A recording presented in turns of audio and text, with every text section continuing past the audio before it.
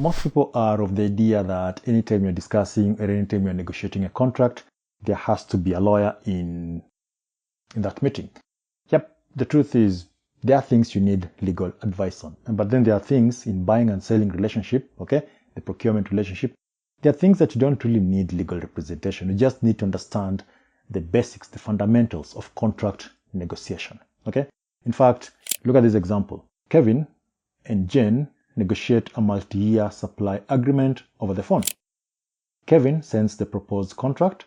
Jen crosses out several provisions, signs the contract, and sends it to Kevin. Now, what does Kevin do? Kevin disagrees with that contract, says that he didn't agree with the final contract, and therefore he's not going to be delivering whatever he is supposed to be delivering. After several discussions, another example, a mid-level manager offers a customer a significant price discount. During the purchase, the discount fails to materialize. So the customer obviously goes to the company, whatever, communicates to the company, says, look, I'm not supposed to be paying this because discount, right? But then the company is like, nah, that guy you negotiated with doesn't have the authority to issue discount. And so, and currently you're not giving discount on that thing. So the point is that there are things you need to know whenever you're negotiating a contract. In fact, in this video, we're going to talk about 5 things you need to know in every contract negotiation. But before we do that, just a quick reminder, okay? If you're interested in learning about contract law, okay, managing contractual risks, commercial negotiation, managing supply, all that stuff, right? So just head over to zeroightnetwork.com and you're going to be in a position to access PDFs, video lessons, practice exercises, all that. I've added the details in the description. Also, if you like to receive this sort of thing in your email, make sure you sign up to our newsletter. So let's move on. Now, to ensure that your deal doesn't fall apart, okay? There are certain things you need to know, certain stuff, okay, certain basics that you need to know about contract negotiation. And the first one is the mirror image rule. Now, this one is fairly straightforward. All contracts will start with an offer. So you could make an offer to buy or you could make an offer to sell, okay? And your offer has to be accepted without any modification to it, okay? Think of it this way. If the supplier says 2,000 units at 100 unit and you cancel the 100 and write 50 per unit and then signs the agreement, you haven't accepted the offer. You've simply countered the price by proposing your own. The point is acceptance has to mirror the offer, okay? What about if you verbally agree during the negotiation, but the contract doesn't reflect such? Well, the general rule is that it's called the parole evidence rule, right? In most cases, when we have some verbal agreement and a written agreement, the written agreement will always have more power. Although there are exceptions to the parole evidence rule, we're not talking about that in this video. In short, there are scenarios where verbal evidence is going to be allowed to contradict the written evidence. But for now, the thing you have to understand is that an offer, okay, plus acceptance will give you an agreement. And acceptance has to match the offer. If you contradict the offer, then either you are countering it, okay? If you put a condition to your acceptance, there is not acceptance, there is just a counter. If you ask questions, there is not a counter, there is just request for information. So the key thing is just knowing how to phrase it. Number 2, offers can be revoked.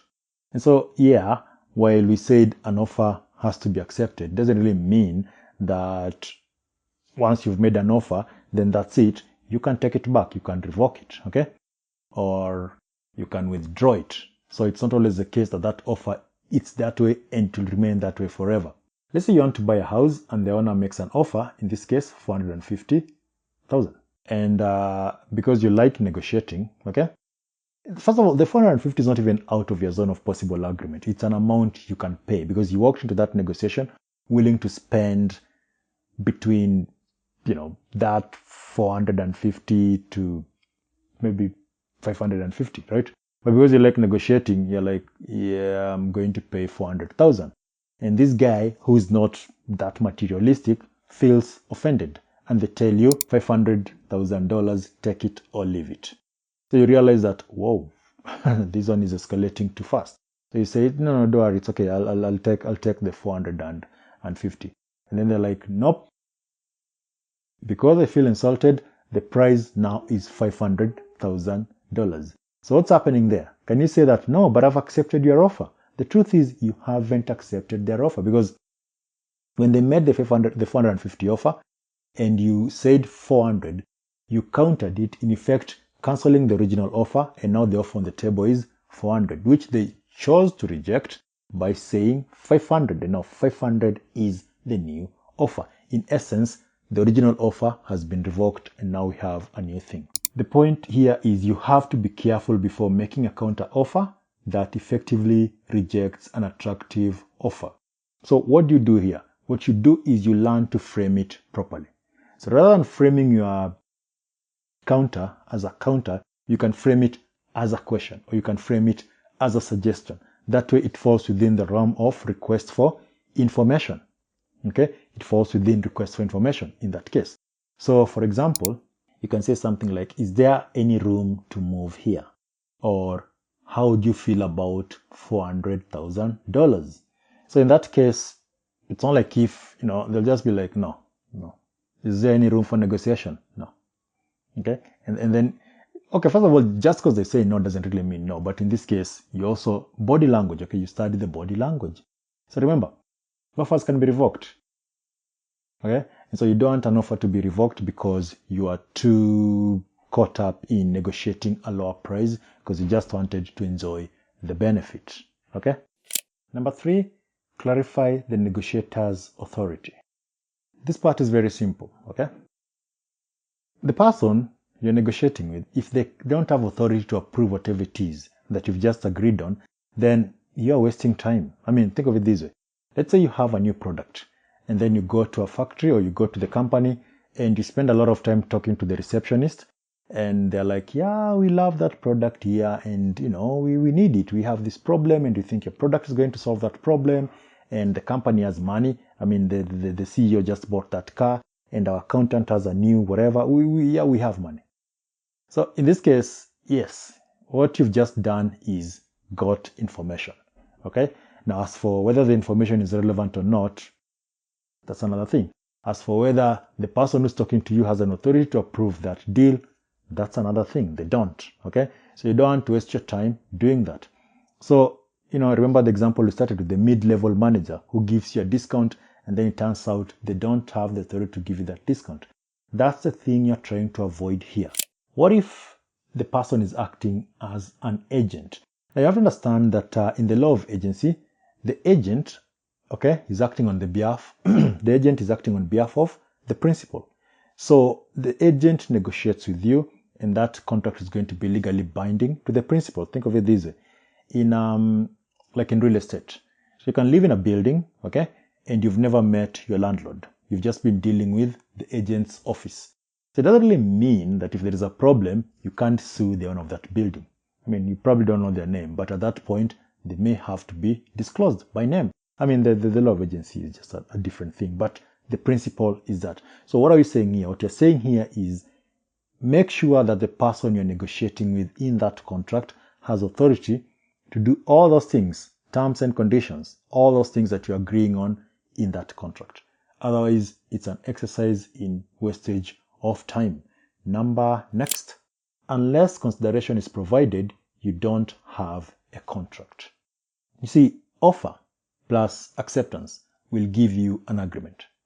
But then consideration is what makes that agreement legally binding. Okay, that and the intention and the capacity of the parties contracting. But when you talk about consideration, you're talking about the price you pay in order for you to be in that contract. What price are you paying? If you buy a laptop, okay, what are you losing? You're losing money. The guy who's selling the laptop is losing the laptop. The same goes for if you buy a car. So your consideration in that deal is the price, the money. The other guy's consideration is the laptop. Why is consideration important? Because once consideration has been provided, then we can effectively say that the contract has been done. Okay?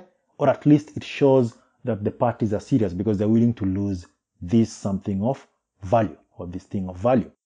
So consideration can be, executory, where I promise to supply and you promise to pay. At that point, nothing has happened, and therefore we can agree to end that contract. It can be executed where one party or both parties have done a thing in the contract, either have supplied or you've paid, and usually that gives rise to breach of contract. Or it can be past consideration, which is no consideration. So if you buy a phone and then you've already paid, so they're parking, and then the person is like, don't worry, if this thing gets destroyed, just bring it back.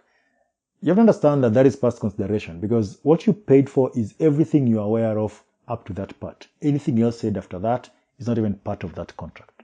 That is why things like warranties are included. So you pay, you open the box, and yes, the 2-year warranty thing is already there. You don't even have to discuss it. Okay? Unless you're talking about managing contractual risks where you can deal with that. I mean, look, if you're interested in that, just check out the description. Anyway, the point here is, unless consideration is provided, you don't have a contract. And the fifth thing that you also need to know about negotiating contracts is you always want to pay attention to the terms and conditions. Okay? So some terms are going to be strong. Those are what we call conditions.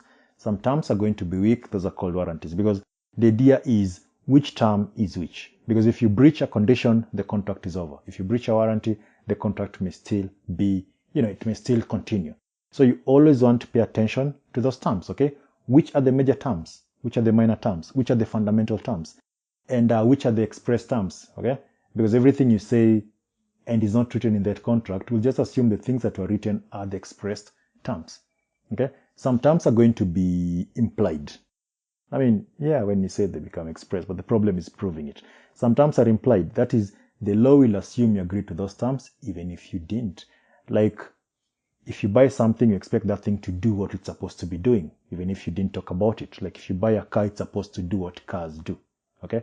So anyway, look, those are 5 things you need to know. If you have any question, do let me know.